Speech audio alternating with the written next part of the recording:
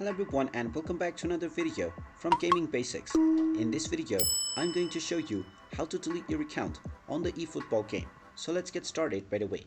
Now if you open up the eFootball game, you will be taken into the main menu from which you can find the extras button at the top right corner. If you tap on this, you will be taken into the extras menu from which if you tap on the support option, you will find the link data option. If you already have your data linked, you might find the unlink data option. So you can tap on the unlink option and you will be asked whether you are sure that you want to unlink your data.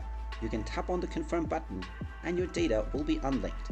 However, this will still not delete all of your progress and your game account.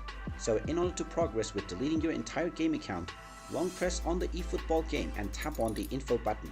You will now be taken into the application info page. From this page, tap on force stop at the bottom right corner first and then tap on the OK button to stop the app.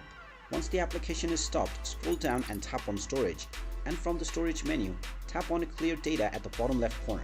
Then tap on the delete button and this will delete all of your user data for the eFootball game. Once your user data has been deleted, if you open up the game once again, you will see that you will be asked to log in once again and the game will begin all the way from the beginning.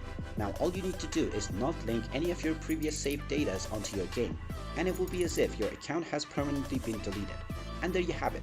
That is how you can go about if you wish to delete your account on the eFootball game. If you find this video helpful, make sure you hit that like button and subscribe to our channel if you haven't done so already. Also ring that notification bell to never miss another update from us. Thank you for watching and I will see you again in the next video.